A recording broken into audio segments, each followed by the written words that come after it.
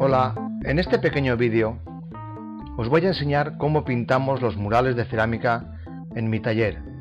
Como veréis, los azulejos son pintados a mano, uno a uno, con pinceles de pela de Marta muy finos.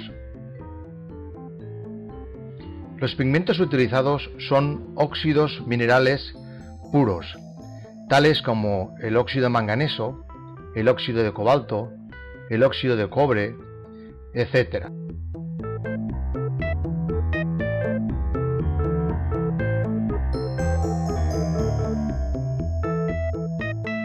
El óxido de manganeso exactamente es el color que estamos utilizando ahora y sirve para cerrar todo lo que es el dibujo, es decir, el perfilado.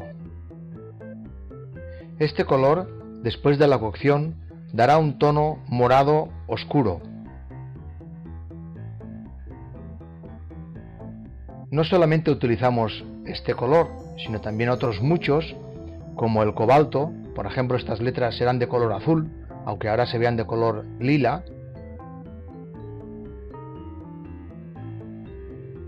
Y esta técnica de pintar sobre el esmalte crudo tuvo su máximo esplendor en el siglo XVIII en la cerámica valenciana, que es el tipo de cerámica que nosotros hacemos en nuestro taller.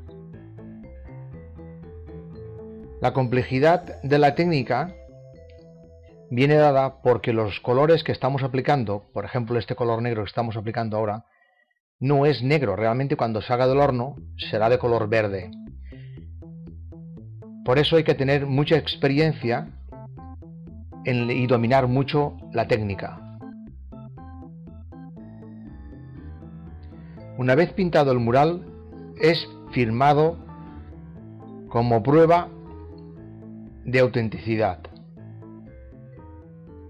Después es desmontado pieza por pieza y colocado en los casilleros refractarios para someterlos al horno a una temperatura máxima de 1000 grados, un proceso que durará aproximadamente 24 horas. Este proceso garantizará la durabilidad de la cerámica, ya que habrá fundido los esmaltes con los colores.